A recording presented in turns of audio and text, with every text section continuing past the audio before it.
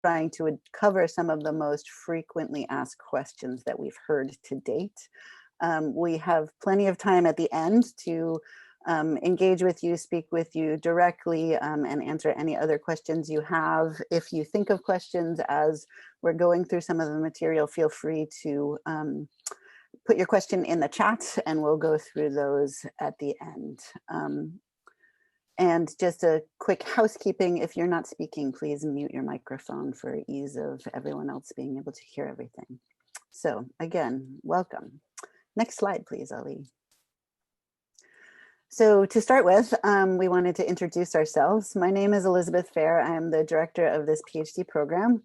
My faculty appointment at UCSF is in the Department of Medicine, the Division of Pulmonary and Critical Care Medicine specifically. My own training is infectious disease epidemiology. That's what my PhD is in. And I have a master's in public health, and all of my formal academic training was done in the United States. I've been working in global health for more than 25 years, which is a shocking number when I say it out loud. And my primary research focus is tuberculosis, primarily in high burden settings. Ali, would you like to introduce yourself? Sure. So my name is Ali Mirzazadeh. I also am an epidemiologist at UCSF with the epidemiology department and global health science. I grew up in Iran, and everybody born in Iran actually die in Iran. I took a different path. So I trained in my city, Kerman, as a medicine doctor, physician, and then epidemiology in Tehran University and master in public health. And I decided to experience the United States and this environment 9 years ago. So I joined the Global Health Program, the Institute of Global Health, work with fantastic faculty and mentors in UCSF. So I experienced many kind of different positions at UCSF, like postdoc, research specialist, junior faculty, and also joined this program. Primary work on mostly on HIV, Hep C, in key populations like injection drug users, sex workers, and MSM in multiple countries in MENA region and also in United States. Welcome, everyone. Great, thanks, Ali. Next slide, please. So before we introduce you to UCSF, I appreciate many applicants might not have ever been to San Francisco or even to the United States. So this map on the right shows California is on the west coast of the United States. And the background slide is of the Golden Gate Bridge, one of the most iconic images in the San Francisco Bay Area, maybe even in the United States. So just to say it's a lovely place to work and live and be a student, and we look forward to introducing you more. Next slide, please. So narrowing into the University of California, San Francisco, UCSF is consistently ranked one of the leading public universities in medical research and in training. UCSF is unique in that it has no undergraduate campus. It's composed of 4 professional schools. There's a School of Medicine, School of Nursing, School of Pharmacy, and School of Dentistry, as well as a UCSF graduate division, which hosts 19 different PhD programs. This is the umbrella we fall under, as well as 11 master's programs. And the map on the right shows you the city of San Francisco, and all of those different blue bubbles are different UCSF campuses. So while we're spread out across the city, there's a huge student population at UCSF. So I'll draw your attention to the Mission Bay campus on the far right. East is where the Institute for Global Health Sciences is.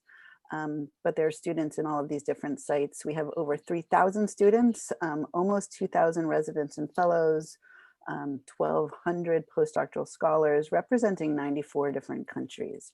So while spread out geographically across the city, there's a really robust student population at UCSF. Next slide, please. I wanted to spend a little bit of time talking about international students. Obviously, we're a program of global health. Almost half of our students in the PhD program come from outside of the United States. So I wanted to just highlight the resources that we have for international students at UCSF. We really have fantastic infrastructure for So for students who are coming into the US for the first time, particularly assistance with visa status, any questions that they have in terms of coming to the US for the first time. We also, so this is the internet, this is a screenshot of the International Students ISSO office. We also have do offer some student housing close to our campus. So there are resources if you're moving to the US for the first time. Next slide, please. So narrowing even further into, this is a picture of Mission Hall. This is where the building that hosts the Institute for Global Health Sciences on the 3rd floor. On the 2nd floor is the Department of Epidemiology and Biostatistics, which also has a robust student population, and many of our students take many classes in. So this is where our offices are, our classrooms are, as well as workspace for PhD students. Next slide. So why study at the Institute for Global Health Sciences? I wanted to give you a quick snapshot on what IGHS looks like. It was founded almost 20 years ago by Dr. Haile DeBoss, who has been the chancellor of the university, was the dean of the medical school for a long time, and he's a giant in the field of global health and really champions to this date. He's still an active participant in IGHS. Excuse me. So in terms of faculty and staff, there are over 350 faculty and staff affiliated with the Institute for Global Health Sciences. We also have a long-standing, I think it's in its 12th year master's program in Global Health Sciences, which is a 1-year program. So in terms of students affiliated with the Institute, there's about 45 every year coming through the building and the courses. More than 50 countries are represented by work that IGHS faculty and staff do. IGHS doesn't house all of the global health work at UCSF, so beyond the institute itself, there's about 144 countries that UCSF faculty and staff are working in, and over 1,000 investigators working in global health. So all of this just to say that it's a really rich environment for both basic science research, programmatic research, all kinds of work, different ways of working in global health at UCSF. The column on the right shows the major areas of focus at the Institute. There's the usual suspects like TB, malaria, HIV, maternal child health. There's also some increasing work in diplomacy and advocacy. There's some pandemic preparedness going on, obviously, with current events. So a really rich environment for diversity of ways of working in global health research. Next slide. So what's exciting about this PhD program? For a little bit of history, we're a young program, we're a relatively small program, and we're an innovative program. So this shows a little bit just in the terms of the timeline of the development of the program. It launched only 4 years ago in 2016. This is the list of when the various cohorts started. Obviously, admissions is open now for the 4th cohort of students to matriculate in September of 2021. It is, I'm sure you've all done your research and looked at other PhD programs. It's one of the only doctoral programs specifically focused on global health sciences, as opposed to a different PhD with a focus in global health. This is explicitly in global health sciences, and with that comes the need for and ability to be very innovative in our curriculum. We're a small tailored program, and we have about 4 to 5 students, as you know, accepted every other year we open admissions.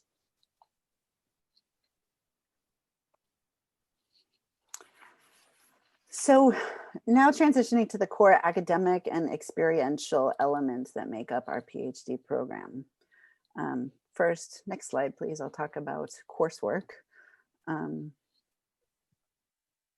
This is cohort 2 in the middle of a seminar there. This is a snapshot of the required courses that the PhD students typically take. I won't go through this in great detail, but just want to highlight sort of the structure of it. Students typically take classes the first 2 years in the program, and the second 2 years are spent conducting your independent research. And I wanted to, so it's fall, winter, spring, year one, fall, winter, spring, year two, with the summer is not a required quarter for students to enroll in. The courses that are in yellow, I want to highlight because these are the global health science specific courses. So at the very top column there, the pro seminar series is really the meat of the backbone of the program in terms of global health content. So every quarter students take one global health pro seminar series.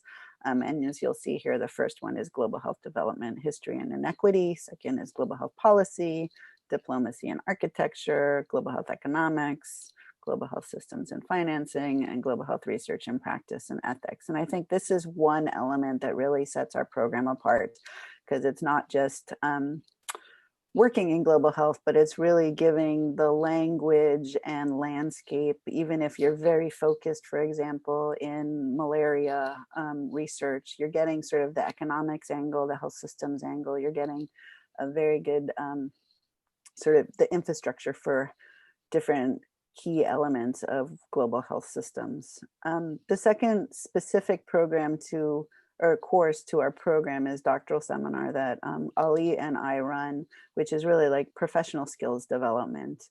We focus on manuscript writing, grant writing, novel methods for global health. We meet every quarter, weekly. So we really get to know the students very well and act as sort of ad hoc mentors throughout the program. And we really like this sort of high touch that we get to know the students so well, and you all get to know us very well. In addition to the global health curriculum, this is a research PhD. So we want to make sure all students do have both foundational research skills. So that's why these are the listed in green, the listed methods classes. So some epidemiology, epi methods, some biostats methods, some implementation science, some mixed methods. And then in addition to that, so those are the required classes to make sure that like all students have some foundational research methods training. And then typically in the second year, students have the ability, as you hone into what you want to focus on in your research, we ask students to kind of identify a specific methods area that you really want to focus in. So for some, it is sort of traditional clinical epi. For others, it's anthropology and ethnography studies. For others, it's really focused on health systems, health policy. So we work with you to tailor the curriculum in your second year to really get strong methods training in an additional area. But it really is driven by your interests and your research, what kind of independent research you would like to conduct. And related to that, so as I introduced before, the UCSF has 4 professional schools. For example, you can take classes at any of the 4 schools. So some students choose to take, in the School of Nursing, there's fantastic qualitative research methods. So you can take classes in the School of Nursing. There's also an exchange. We're just one bridge away from UC Berkeley, another University of California, Berkeley campus, which also has an undergraduate campus and has a School of Public Health. And students in our course are able to take for free classes on the Berkeley campus, as well as to the south of us is Stanford University. So we have an exchange. So really in the second year, with a lot of guidance, you're able to tailor part of your curriculum depending on what research you'd like to conduct. Next slide, please. So mentorship. We are champions of mentorship and know how important it is for both a successful doctoral program as well as in launching careers. That's a picture of Ali in action. Showing this slide just to point out, you will have an academic advisor as well as a research advisor. I don't need to go through all the details of this, but really the academic advisor is someone who we match you with, who really helps you tailor that curriculum and the 2 years of coursework that you spend at the beginning of the program. And the research advisor, you might know exactly from day one who you want to work with, or it might take you into the second year to figure out who you want to work with as a research advisor, but it's someone who you typically work more with in the second 2 years of the program in sort of guiding your independent research. Next slide. So research practice. Let's move on to talk a little bit about the two key experiential elements of the program in the first 2 years. Are research rotations that are done in the first 2 years and teaching residencies, which are typically done in the second 2 years. So each student is expected to complete 2 research rotations, either within UCSF or within other global health organizations and institutes. So for example, as I said, the summer between year 1 and year 2, you don't need to enroll in classes. So it's a great opportunity if you want to try setting up a research rotation at a different institution outside of UCSF. That summer is free. And we've had students in the past apply for summer internships with the World Health Organization, with the Gates Foundation, CDC, just to get a sense of how other actors work in the global health field. In addition, the sort of traditional typical research rotation is to find a faculty member who you're interested in working with at UCSF and get a see. It's an opportunity to kind of try out advisors, so you can work with them. Typically it's over 1 quarter on a specific project. So whether it's working on a data set or developing a research proposal or writing a manuscript, it's a chance to get to know other faculty outside of the area you're focused in, or to sort of try on research advisors to see if it's a good match. So these are really important components in the experiential learning of the students. And on this slide just shows sort of an example of the student-driven research. As I said, years 3 and 4 are focused on independent research, of course, closely with your research advisor. This slide shows some examples, both of the content areas and the various methodologic approaches to conducting global health research. So for example, we have a student very interested in One Health research and focused on pandemic response. We have another student focused on the method, the geospatial analyses as a method applied to malaria elimination. We have students interested in more qualitative and anthropologic research, and this example is on socioeconomic drivers of poor quality obstetric care in California in vulnerable populations. So global is local as well. It doesn't all have to be across international borders. We have student interested in climate change, health systems research, the more traditional clinical and epi research, and health policy, as I said. Progression milestones. So the next slide shows, this is very typical of other PhD programs, but just to note, we are designed as a 4-year program. Other PhD programs can be much longer. We try to keep it to 4 years. In the first 2 years, typically are coursework. After the end of your second year, you sit for your qualifying exams and defend your dissertation proposal. And then really the second 2 years are independent research that, you still have a lot of guidance from us and from your research advisor, but it's you do not need to be in residence in San Francisco you can be in the field, you can go home, you can be wherever you want to conduct your research in those second 2 years. So facts, that covers really the foundational elements of the PhD program. The last few slides we aim to answer some frequently asked questions and provide a little advice on the application process. So the number one question we get, understandably, is how to pay for your PhD. So we work very closely with students in this area, and the good news is that we really try our best to cover tuition costs and provide stipends to all the PhD students. Our students, as you can see here, have been very successful in getting grants, fellowships, and independent grants to fund their research. So over the last 4 years, our students have received 6 fellowships. These are internal fellowships from the UCSF Graduate Division, which are offered every year, and we've done very well with putting our students forward for these fellowships. 2 international scholarships, which provided foundational funding from either home governments or home institutions, 2 national fellowships, as well as 2 independent research awards. So those are grants that our students wrote to fund their own dissertation research. So we work, in summary, we work very closely with you to figure out how to finance both the tuition and the stipend for the PhD program. In terms of the admission process, hopefully you've all had a chance to review this page on the website, the application. This is the list of the requirements for the application: transcripts, letters of rec, CV, statement of purpose, application fee, and TOEFL if it's required. This year, for the first time, the GRE is not required. If you have taken the GRE and would like to enter your scores, there's a place for that on the application, but it's not required. And to give you a sense of the timeline in our own admissions process, the deadline obviously is December 1st, and that's when the portal will close.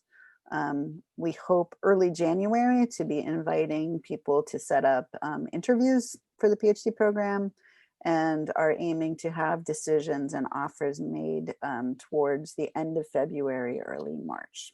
So you can plan on those general dates in terms of the admissions process. And these are just some, I've spoken with a lot of students who are seeking advice on their admissions, and this is my most common advice that I give out. But really, number one is to research the faculty and the research groups at UCSF. Obviously start with IGHS. The website is very good and has a good detail of who's working in what area, really to see if the work that's being done at UCSF matches your interests. As I said, there's a huge spread of the research done in global health here. But if you are focused on a really specific area that there's no one doing work here, it might not be a good fit for you. So we want to make sure that there's faculty working in your area who can mentor you through the program. The second piece of advice is tell us who that faculty is. Tell us who you would be most excited to work with. If you feel it's appropriate, you can reach out to faculty directly, or reach out to us, or at least put it in your application so we can see if there's a good fit, depending on what time, interest, direction the faculty research is going in. And third, in your statement of purpose, really be as clear about who you are, why you want to do this PhD program, and why you think this program specifically really matches your interests. We appreciate you may be applying to a lot of different programs, and we'd like to hear why UCSF is of interest to you and why you think it's a good fit.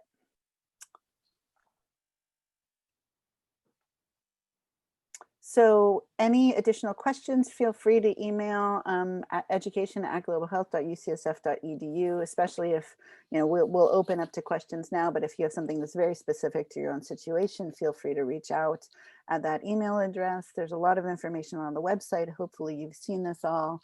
There are 2 more information sessions. October 29th, we're having a Meet the IGHS Faculty Experts panel that Ali and I will also be hosting, so we'll be there to answer more questions, but we'll hear from Dr. Jaime Sepulveda, the director of IGHS, as well as quite a few other faculty members who are doing global health work. And on November 12th, there's also a panel of current IGHS students to talk about their experience in the program, what research they're focusing on, and they can also answer questions about the application process, etc. So with that, I will stop and see if we have questions from the audience, either in the chat or if you would like to raise your hand. Ali, are you monitoring the chat? Yes, I do look at the chat and ask questions if I find something. So yeah, welcome to use the chat or use the mic to ask questions if you have.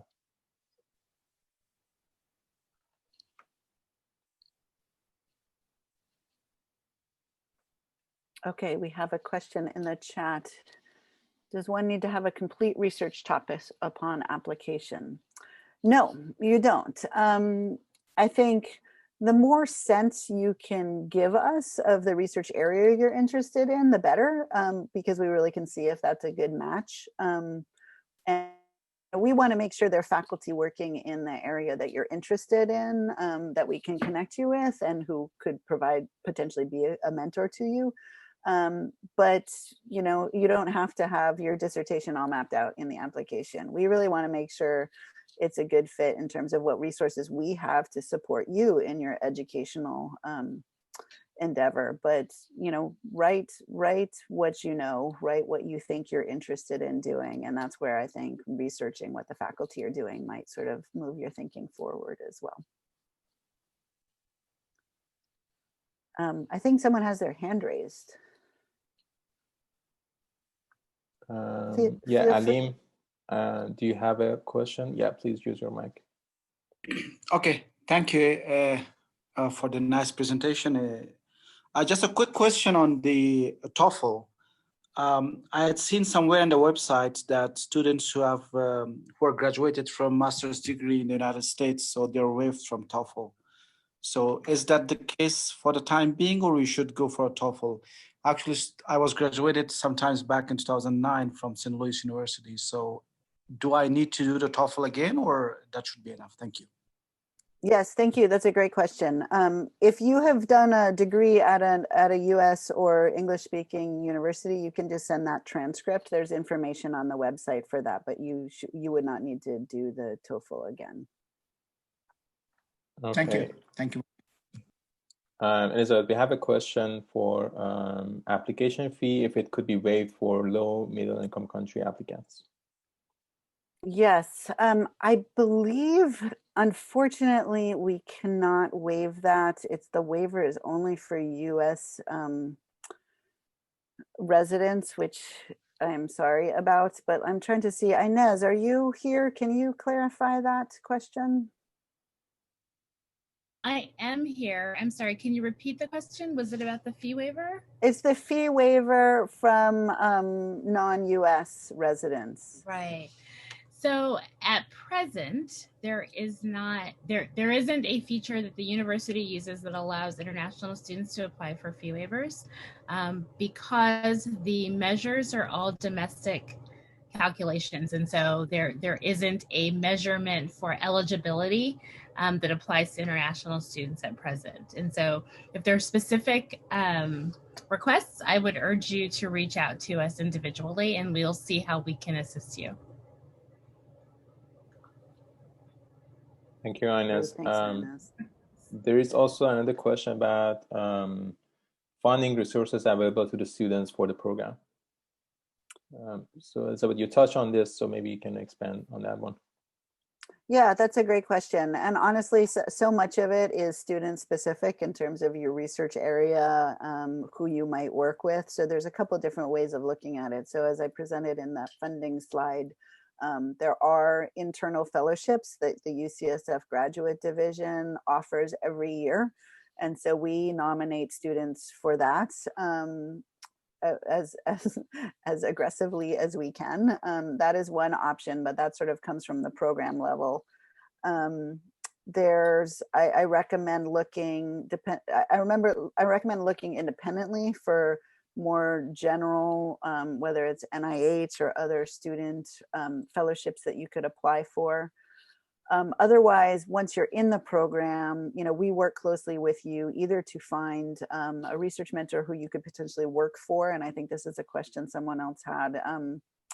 Do sort of work as a graduate student researcher or something up to 50% effort to gain a stipend. So actually working for your stipend.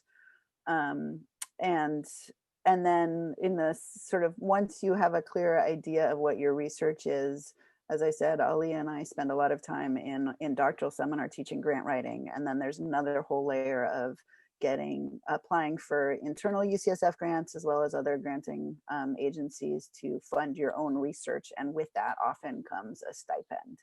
So it's not a clear answer. There's not sort of an obvious website you can go to, but I would recommend looking at the UCSF Graduate Division as well as talking to faculty. I also think if you have a sense of someone you might want to work with and have talked to them it's also asking them if they have, support on any of their grants to support a graduate student in the program. Okay, thank you. So we have Lacey who raised hand. Maybe he wants to speak on your microphone and take your questions. Hi, thank you for this presentation. I'm wondering how, if at all, has the program changed with COVID-19, and how do you see it continuing to change in the future? It's an excellent question. I wish I had a crystal ball. I can answer easily how it has changed. So like everyone else in spring, we went remote. So we switched in our spring quarter. All of our classes went to online learning. We've learned a lot about Zoom and online learning. The UCSF also continuing into this fall and this winter will be online.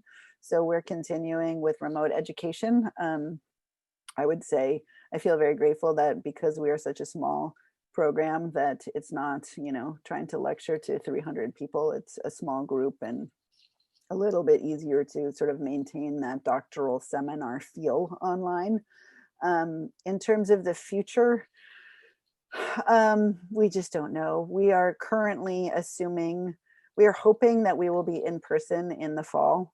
That said, I'm sure you're all global health, at least interests and students of global health, and know we can't really know what's going to happen. But I think, again, because we are a small program, if we're able to meet in person, because we're sort of a small class size, we're hopeful that that will be the case for the fall.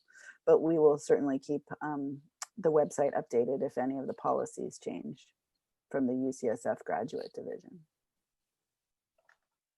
Okay, and thanks. I'm going to go through the chat. So we have questions about who we want to have the recommendation from. Is that the research advisors, volunteer supervisors, etc.? Maybe, yeah, you can, please, Liza, you can talk to that. Sure. I mean, I think we definitely want at least one letter coming from an academic institution to get a sense of how you have performed as a student in the past. But otherwise, I would recommend asking people who really know you, your work, the most sort of applied global health work you have done to date, who can speak to that and speak to both knowing you and knowing the work that you have done well. The more detail in those letters, the better sense we get of who you are. Mm-hmm. Yeah, I would say, like, we don't want to have all the letters from your future mentors at UCSF. So we want to know who you work with, what they say about you, those kind of things, at least. Yeah, there is also questions about how the applicants will be judged in the committee for selection if they are from first year or second year master program, or if they have preparing for a PhD degree. How we will assess them? Yeah, that's a great question. Thank you for that question. Really no difference. I mean, we don't weight a 1 year versus a 2 year degree. We don't prefer an MPH. I mean, some students come in with an MD without a master's of public health. So the requirement is a master's or another terminal professional degree. So some students have come in with MDs, some students have come in with MBAs. So it really, we're looking at the whole student, your experience, et cetera. So there's one is not better than the other. Excellent. So next is Mona talking about what 3 top traits are you seeking in global health doctoral applications. So, I mean, they are asking about all secrets we don't want to share, right? No. Ali, you want to take that one? I don't know what to say actually. I think that's a great question. Thank you for that question. I think the one thing I love about working in global health is we are all so different. We all have different areas of interest. We all have different lived experience, ways we want to study global health. So it's a very hard question to answer. But overall, I would say we really, we are most excited by teaching and mentoring students who number one, are really want to learn, are eager to learn, are engaged in the process. And so that was sort of that piece of advice of make in your personal statement, make really clear like why you want to do this and why you want to do this program now, because that gives us sort of a flavor for that. Of course, we want students who have an open mind, practice cultural humility. We are a very diverse institute. We're a very diverse student body. So, there is a lot of peer-to-peer learning that goes on. We learn from our students, you learn from us. It's a community. And so we're looking for students who are good citizens of that community. And, I think it's a cliche, but I think people who get into global health sort of have that do-gooder, want to do good applied work, and getting a sense for what you want to do with your PhD is always of interest to us. That's not a defining characteristic, but it's something that's helpful for us to learn what motivates you. Yeah. I can add to this, like for every student and a person join the program, work with us, very soon they become a team and a college with us, and they will learn a lot from them. So it's an environment of learning, not teaching. So I wanted to share that also. So there are two questions about transcripts and grading. If the grading is different from a non-US system, what is the best way to transfer those grades to the application? And there's also another question about should we send the scanned copy of or hard copy of school and transcripts to UCSF? That's process. Yes, those are great questions. I'm wondering, we have some of our fantastic team here, Inez and Haley, if you can answer the more detailed questions about the transcripts. Mm-hmm. Sorry, I'm just looking at the transcripts via, so yes, for international degrees, unless they are, you can tell by looking at the transcript if it's actually a US transcript. So there are some international degrees that are set up in institutions that use a US grading system. And if that's the case, it will be indicated on the transcript. The point of the WES is to actually evaluate an international transcript for US degree. So if that's already happened by the institution, then you don't need to go back through WES to have that done. If not, then you would. So I hope that helps. But yeah, you should be able to tell by looking at the transcript if it's actually been graded, created, if it's using a US general metric. Does that answer the question for the most part? So Inez, there's a question here, like if the institute produce an English version of the degree or transcript, that is no need to further. No, so that's a little bit different. The issue is not around the language in which the transcript is in, but about the way that it's evaluated for comparison to a US degree system. So it could be that it's been translated into English. This happens a lot with transcripts from Asia, is that they've been translated, but still haven't necessarily been evaluated to determine is this curriculum equivalent to a US bachelor's degree? Is it equivalent to a master's degree? So while we're able to see this was the class that you took, and generally speaking, this is the grade or the score that you had in the class, we don't still have the evaluation that's necessary to help us measure it against those who have gone to school in the US. So an English translation is not the same as a full evaluation of the transcript. Okay, thanks for making it clear. I don't know, the person who asked this question want a follow-up question, or we should go to the next. Do we need the hard copy or a copy of the transcript to be sent to UCSF for application? Yes, so we do. What we will do though is ask that during the application period, you can send an unofficial transcript. So we can use that for the purposes of evaluation and conditional admission.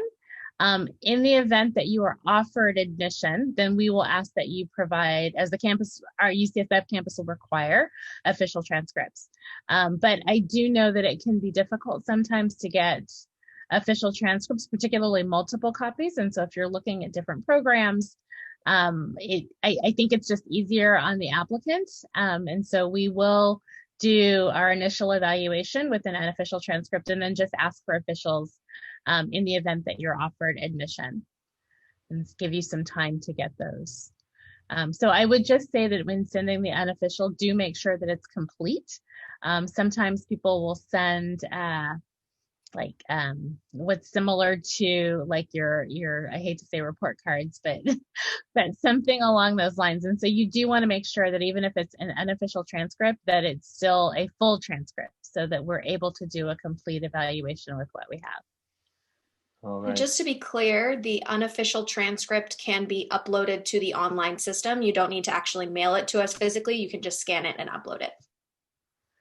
Thanks, Haley. That's a great point, especially because we are not on site now.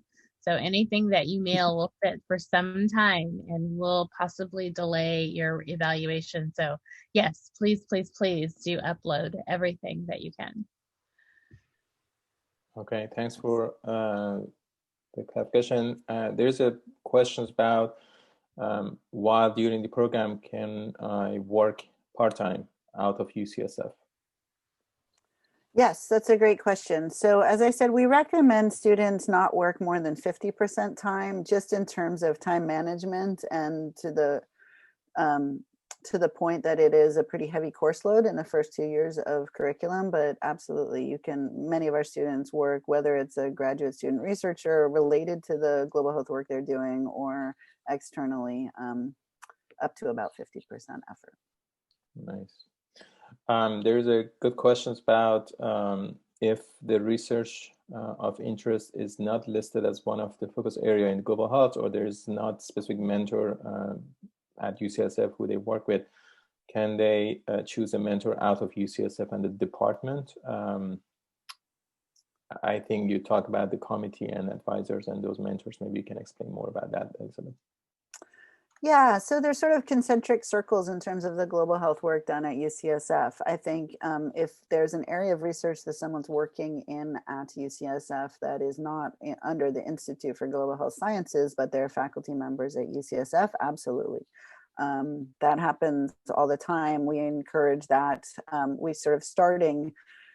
We encourage you to start looking at IGHS because that's sort of the concentrated faculty members working in the area. But if there's someone outside of it, I mean, they need to be a UCSF faculty member. I'm not sure if that was the question versus just outside of the institute. But if you're not sure, feel free to email us too with some specific questions or a little more detail on your area, your research area of interest, and we can potentially connect you if we know of people working in that area. But I would do a more exhaustive sort of UCSF search of who's doing what in the area that you're interested in pursuing further research in.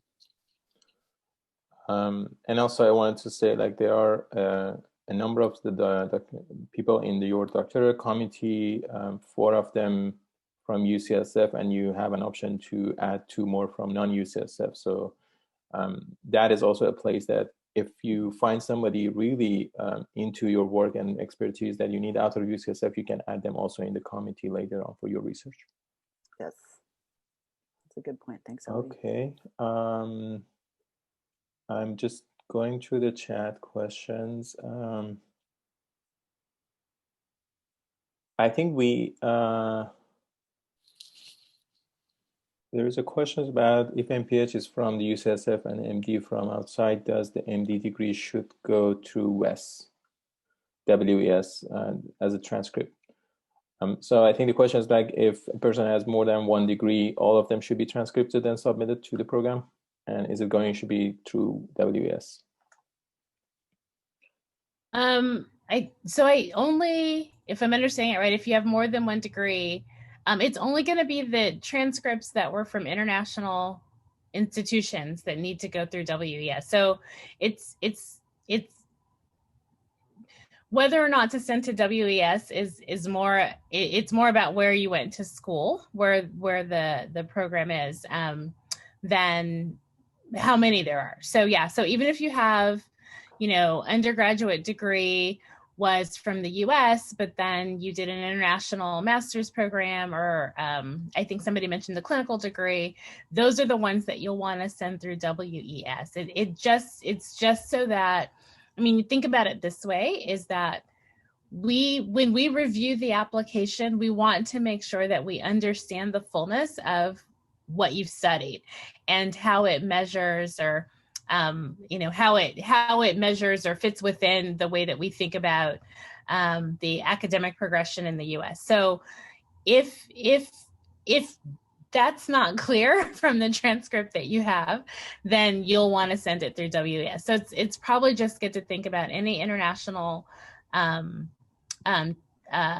degree that you'll want to send through there, no matter how many. So you may have 2 that are international, 1 that is a US degree, and then you're just going to send the 2.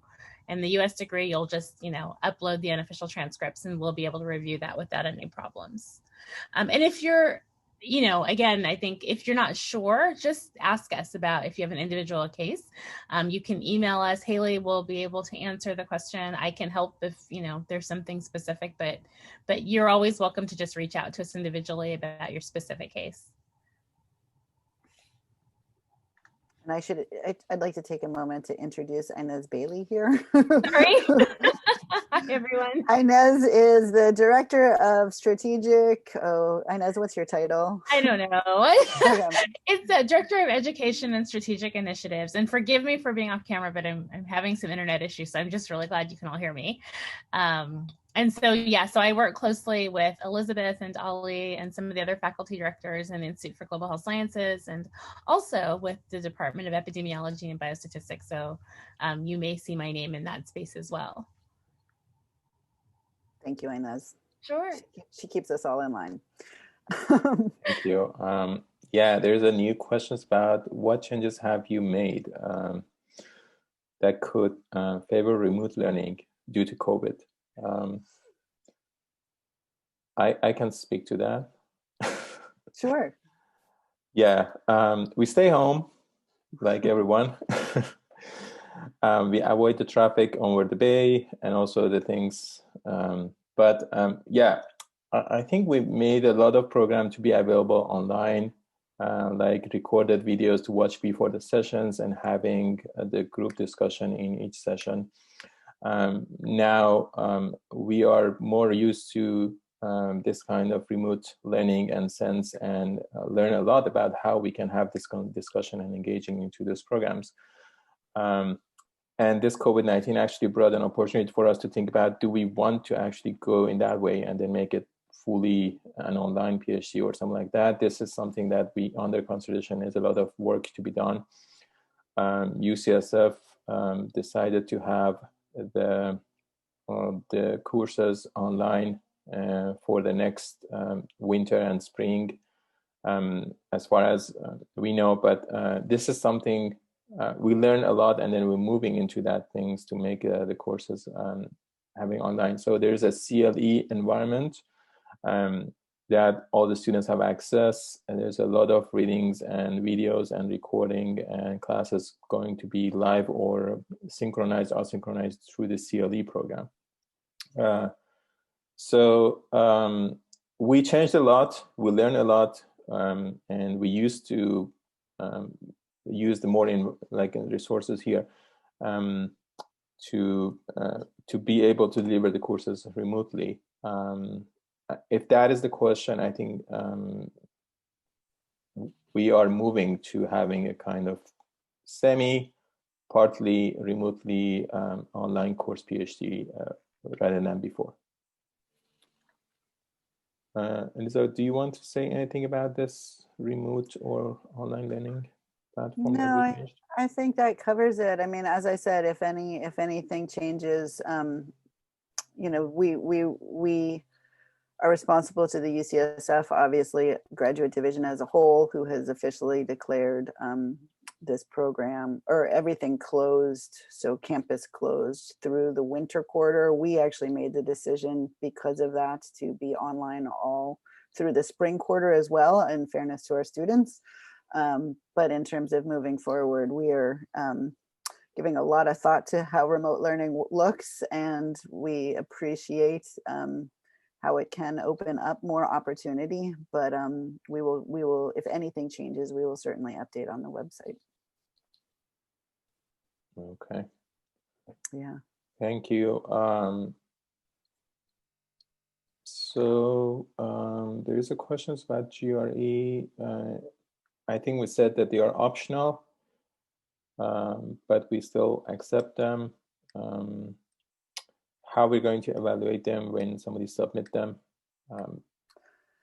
Yeah, that's a great question. I'd like to address that because you know, it is optional. If you'd like to put it there, you're welcome to, but we really look, as I said before, at the whole candidate. It's a holistic approach to admissions. And so there's not sort of, you don't get more points if you put it in there or not. It's just one more data point when we look at your entire portfolio.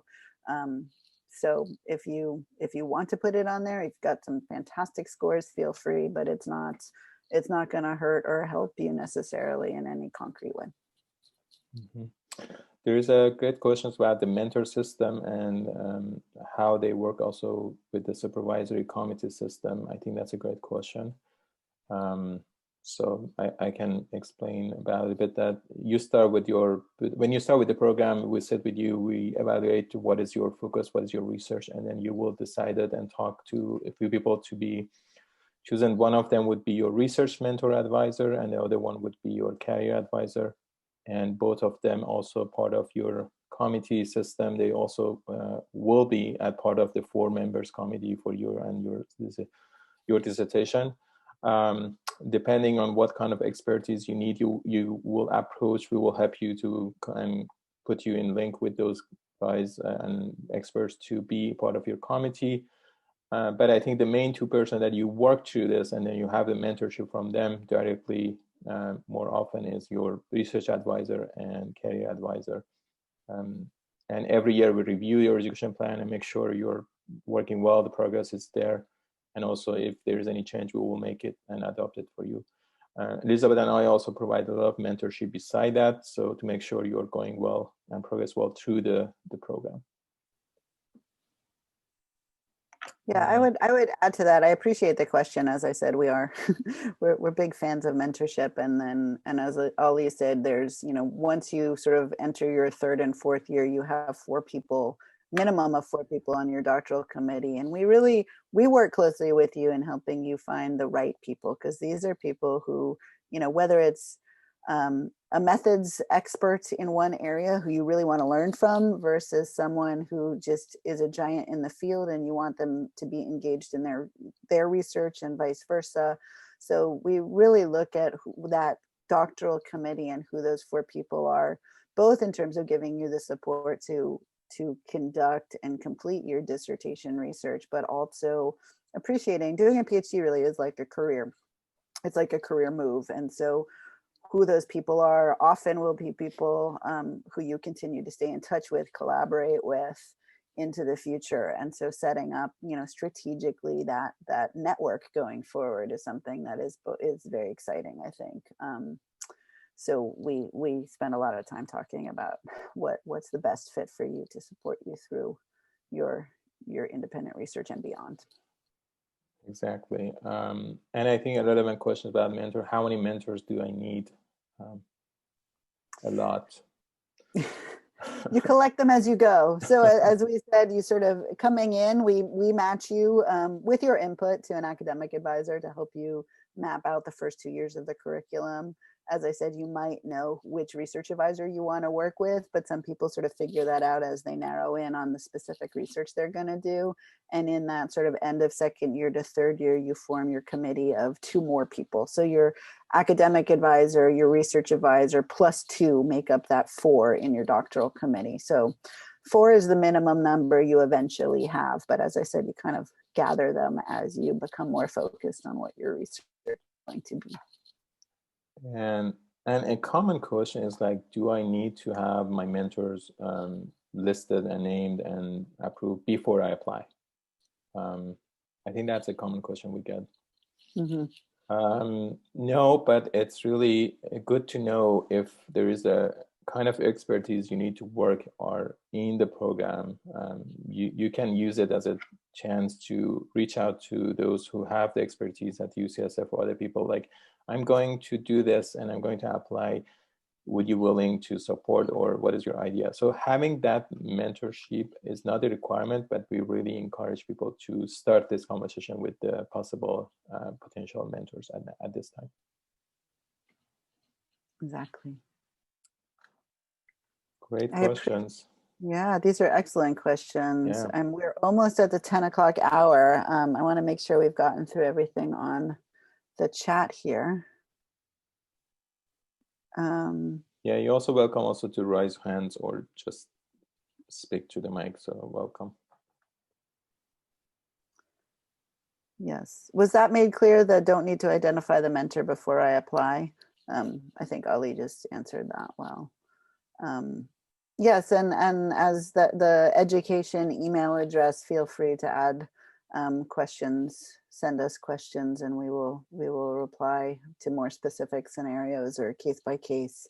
We're happy to provide more information, and we also have 2 more information sessions that you're all welcome to apply to or sign up for any of them.